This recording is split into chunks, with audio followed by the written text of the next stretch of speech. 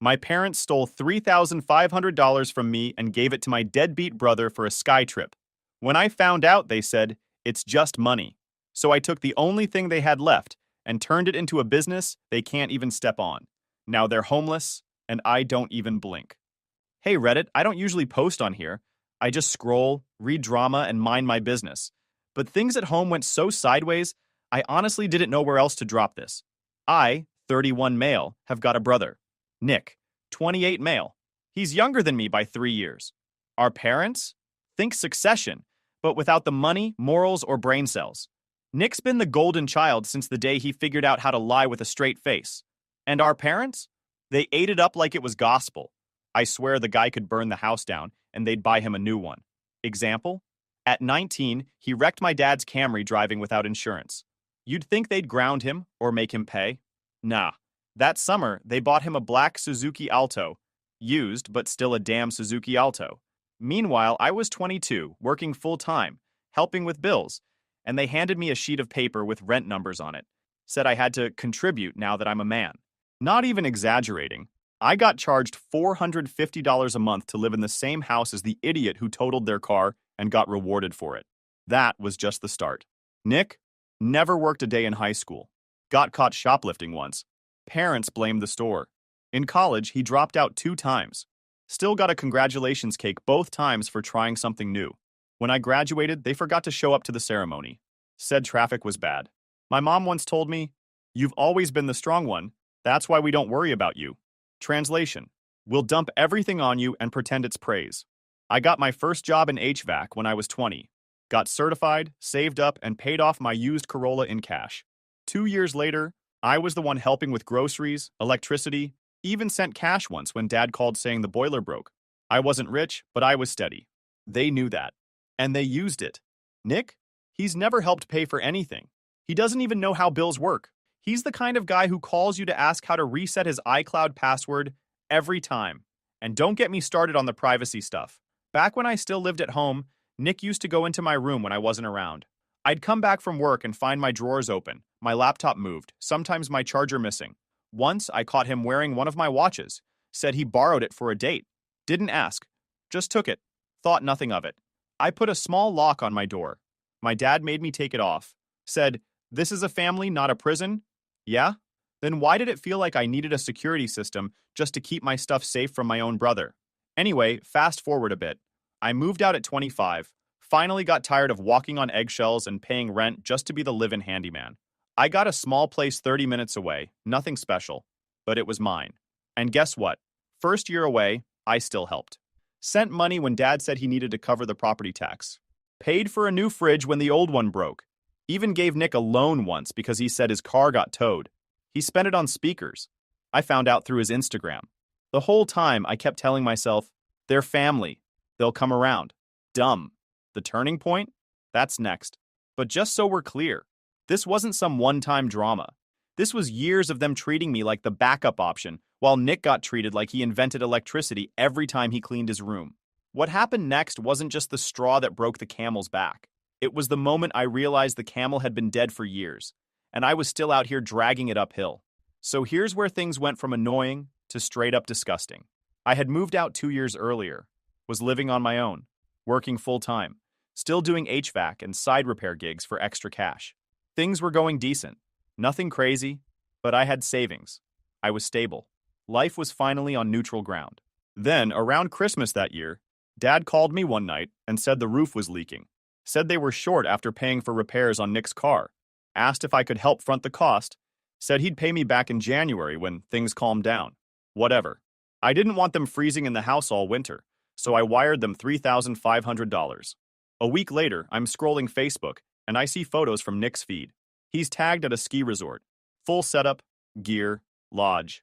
He's in matching snow gear with his new girlfriend, someone who literally calls herself an energy healer in her bio. Caption: deserve this break. Big thanks to the real ones who made it happen. I stared at the screen for a second. Not out of shock, just mentally adding things up. That $3.5K I sent for roof repairs didn't go to the house. It went to Nick's vacation. A vacation I paid for. Next day, I call my dad. Ask him directly what the money was used for. He says, "Oh, the roof situation wasn't as bad as we thought, so we just handled something else." I said, "You gave it to Nick." He says, "Well, technically, it went to help him reset. He's had a hard year." Hard year? The guy works 3 hours a week, spends the rest of the time gaming or taking mirror selfies. Meanwhile, I'm out here working 10-hour shifts, and I'm the one sending him to Aspen? I said, "You lied to me." He goes, "Don't be dramatic. It's all family." That was the last time I sent them money. 3 days later, my mom calls me. "We're a little short this month. Just a few groceries and utilities." "I know you're doing okay." I said, "Ask Nick." She hangs up on me. Then the texts start. Guilt-tripping stuff. "After all we've done for you. You wouldn't even have a job without how we raised you. Your brother is going through more than you realize." 2 weeks go by. I don't respond. Then my aunt texts me. "Hey, your parents said you abandoned them after everything." Not cool. I said, "They stole money from me and gave it to Nick." She says, "Even if they did, they're your parents." At that point, I realized the whole extended family had been roped in. They were running a campaign, painting me as the selfish son who got successful and forgot where he came from. The funny part? I wasn't even successful. I was just not broke. Meanwhile, Nick's still living there rent-free, still doesn't have a steady job, still borrowing my dad's truck and calling it his whip. Then it got worse. I found out from my cousin Jack, only person in that circus I still trust, that Nick had been going around telling people I owed him money. Said I never paid him back for that one time he covered my phone bill in 2017. That bill? $78. I covered it on vacation because he lost his wallet, and I repaid him a week later. So now he's lying, and the parents are letting it happen. At that point, I blocked them all.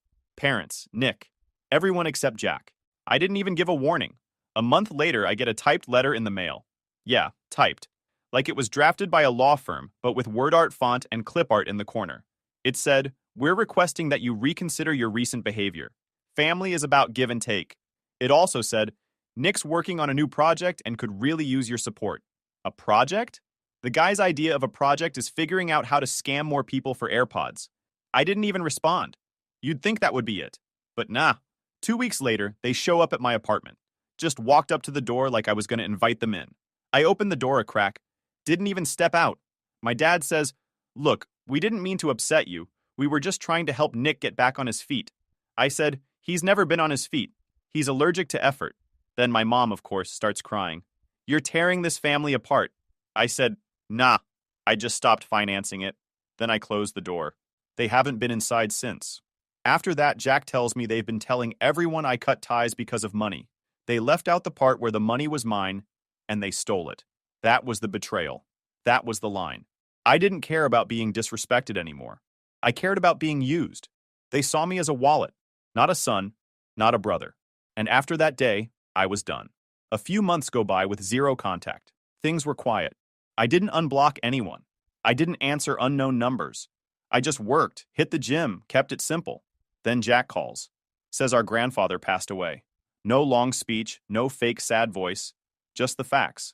Heart failure. Peaceful. Early morning. I respected my grandfather. He was one of the only people in the family who didn't treat me like a walking ATM. Quiet guy, old school, ran a lawn care business until he was 70. The man worked. He wasn't flashy. Didn't take sides. But he'd pull me aside once in a while and say, "Don't let lazy men eat off your plate." I told Jack I'd be at the funeral. He warned me the rest of the family was planning to be emotional, which was code for, they're going to use this as a trap. Funeral day comes. I show up in a black shirt and slacks, nothing fancy. I stand in the back. Didn't walk up front. Just stood quietly, paid my respect. Then I saw them. My parents. My mom clung to Nick like he was her emotional support animal. Dad was shaking hands like a politician. Nick, dressed in some overpriced designer jacket, sunglasses on, nodding at people like he was at a launch party. I stayed away. I wasn't here to talk. Then, as the service wrapped up, my mom made her move. Walked straight up, arms open like we hadn't been radio silent for months. "I knew you'd come," she said. I nodded. Didn't hug her, just nodded. Then she says, loud enough for people nearby to hear, "Maybe now we can finally be a family again." I stepped back and said, "This isn't the time." Her smile dropped so fast you'd think someone flipped a switch. Then Dad walked up. "Your brother's been going through a rough patch. A lot of pressure since you left." I didn't say anything. Nick joins in. "You seriously still mad about that money? You act like I robbed you." I looked straight at him. He smirked like it was a joke. Then my dad says, "Your grandfather wanted us to stick together. Don't make this about pride." I said, "You want to talk about Grandpa? He worked his whole life, never asked anyone for a handout." My mom gasped like I cursed in a church. Then Nick pipes up. "You think you're better than everyone now? Because you got a little apartment and a 9 to 5? Right then, I realized this wasn't about the funeral. They were circling me, trying to squeeze sympathy and shame out of the moment. So I said, loud enough for people nearby to hear, "I came to say goodbye to a man who earned my respect. That's it." And I walked away. Later that week, I found out they told the whole family I made a scene at the funeral, that I attacked them while they were grieving. One aunt even sent me a 2-page text saying I broke my mother's heart. Jack confirmed they were trying to spin it into some redemption arc, like I'd come back to the fold and finally understand the importance of unity, all because I stood at a funeral and didn't scream. Then came the inheritance drama. Turns out Grandpa left behind a small property, a plot of land he used to store his old tools and machines. Not much value. Maybe $15,000 at most, but Nick wanted it. He wanted to turn it into a creative space for local musicians. Translation: a hangout spot for him and his freeloading friends. The will named me as the executor. Grandpa had put my name down a few years ago after I helped him fix the roof on that same shed. I didn't even know until the lawyer called me. Nick found out through my mom. Next day, I got a message from a random number. "Hey bro, can we talk about the land? I got a vision for it." I blocked it. Then my dad emailed me. Said the land should rightfully go to the younger son who needs a stepping stone. He said I was already doing well and didn't need to hoard everything. They called Jack too. Asked him to reason with me. I told him straight. They're not getting it. Then they went nuclear. My mom showed up at my job. She walked into the office. Didn't even check in. Just marched in and asked the receptionist to call me out. I stepped outside and asked what she was doing.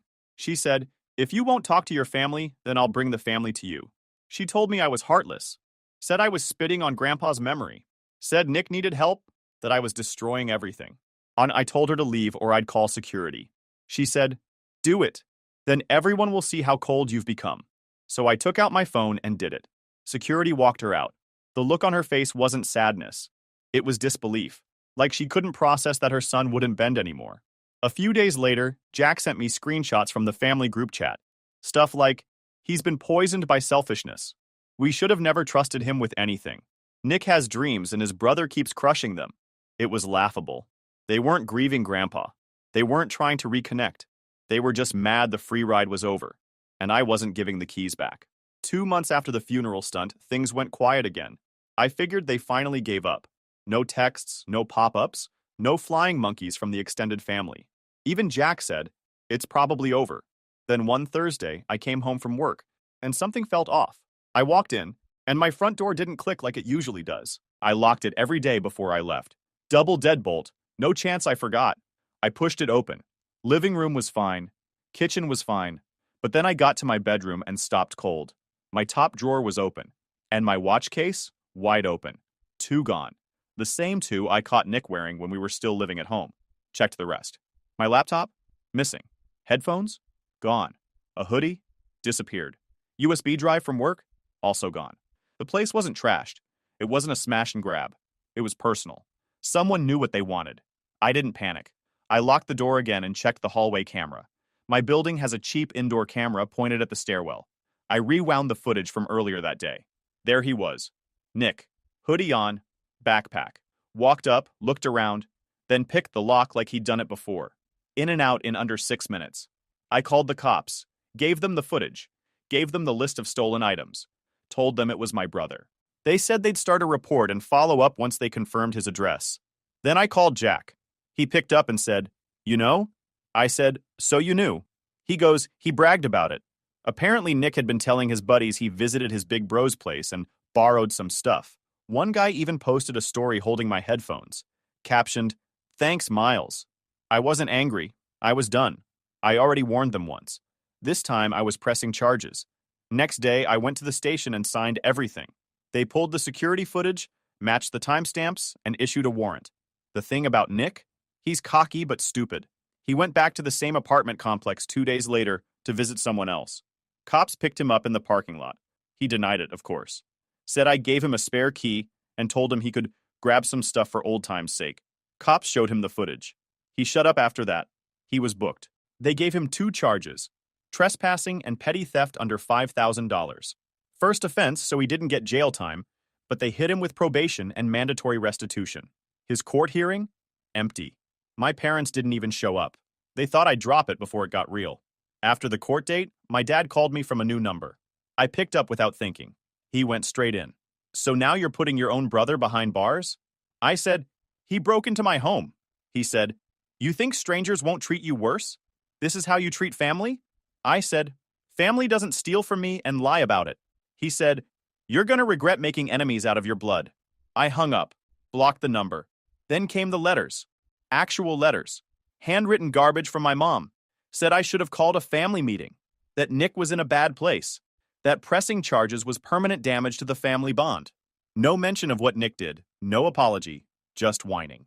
Then, Jack told me something that made everything worse. Apparently, Nick sold my laptop to some guy on Facebook Marketplace. The guy opened it, found a bunch of work files, contacted my company through the watermark on one of the PDFs. That guy saved me, honestly. He could have trashed me. Instead, he reached out to my boss and told him what happened. My boss called me in. I thought I was getting fired. Instead, he said, "Get better locks. And next time, call me sooner." Work stood by me. The police stood by me. My landlord replaced the lock and gave me a copy of Nick's footage for court. But my parents still kept asking when I was going to be the bigger man. The bigger man? I had a bleeding hand once from cleaning up Nick's mess. That was years ago when he crashed a bike and dumped it in my trunk without telling me. I took the hit on insurance. Still kept my mouth shut. I was done being the bigger man. After the theft, Jack cut ties with Nick too. Said, "If he can do that to you, he'll do worse to anyone." Jack helped me replace the laptop and the watches. We didn't talk about family after that. We just talked about work, movies, regular stuff. For once, it felt like peace. Nick never apologized. Not once. A few weeks after court, I saw a post from one of his friends. Nick was throwing a fresh start party. Caption: "Still standing. Family can't break you if you're already built different." I saved the post. Didn't respond. But I had an idea. After all what happened, I stayed quiet. Nick kept posting like nothing happened, acting like he survived something. He told people I tried to ruin his life, like he was the victim. Kept saying stuff like, "Blood is thicker than water, but not thicker than greed." Meanwhile, I was working, saving, waiting. You know what happens when a guy like me keeps quiet too long? They assume it's over. It wasn't. I started with the plot of land my grandfather left me, the same one Nick tried to beg for after the funeral. It was sitting there empty, just some shed and overgrown grass. I hadn't touched it in a year because I didn't feel like dealing with family nonsense.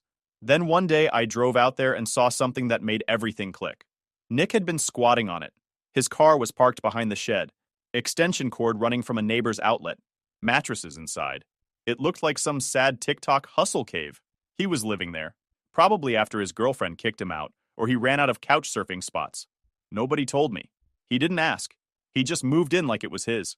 So I got to work. Didn't yell. Didn't post. Just called a contractor buddy of mine. Told him I wanted a fence up by the end of the week. Full perimeter. Locked gate. No access unless I said so. He asked if I had a permit. I said, "Already filed it." And I had. Got everything done legit.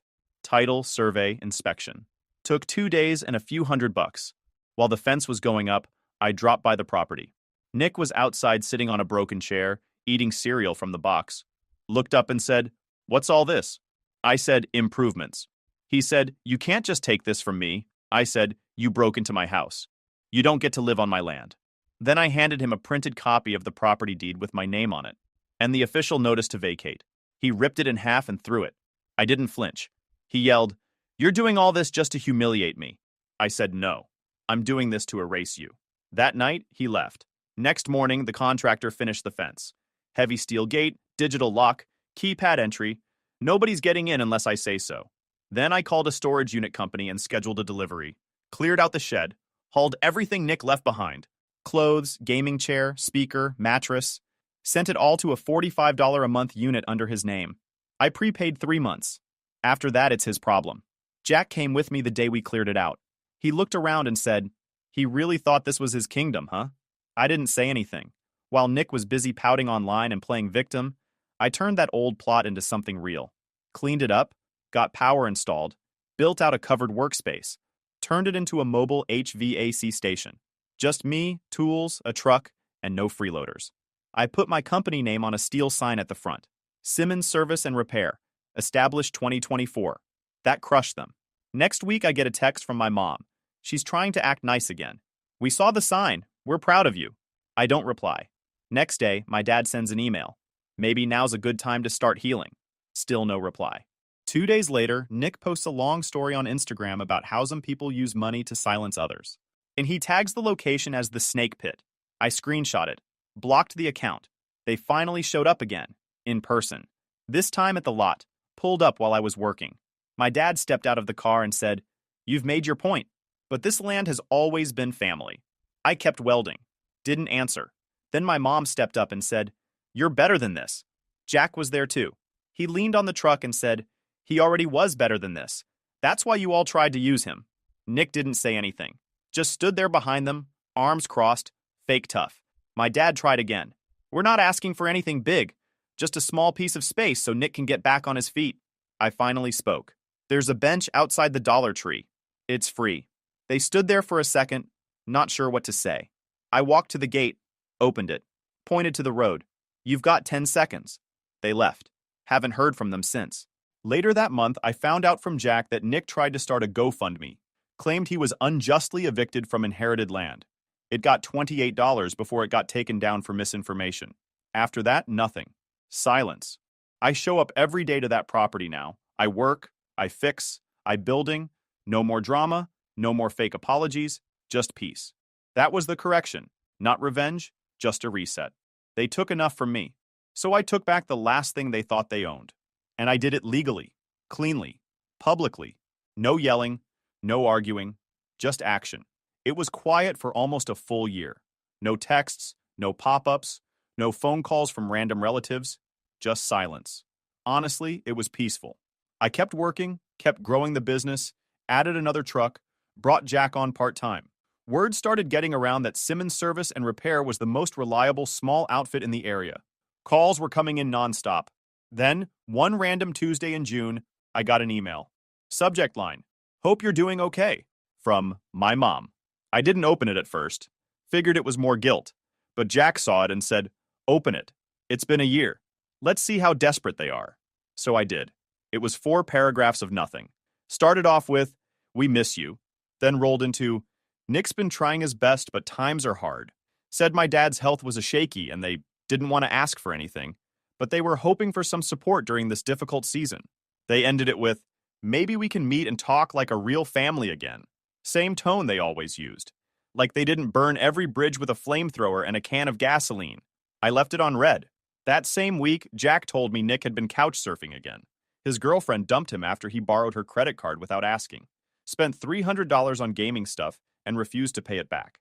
She posted about it on Facebook and tagged his full name. Then I got a call from a number I didn't recognize. It was a lawyer. Said he was representing my parents in a small claims action. They wanted compensation for emotional distress and financial contributions they claimed they were owed from the land I now legally owned. He said, "We're willing to settle outside of court."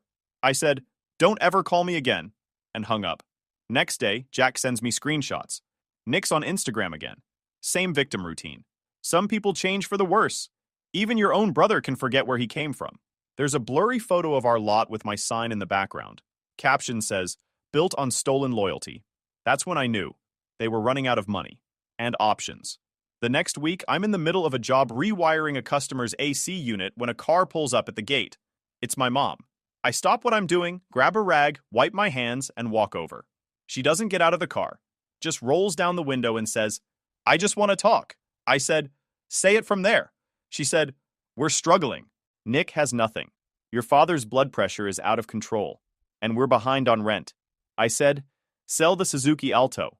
She said, "That's gone, repossessed." I said, "Not my problem." She stared at me like she didn't understand the language I was speaking. Then she said it, the sentence that made me walk away without saying another word.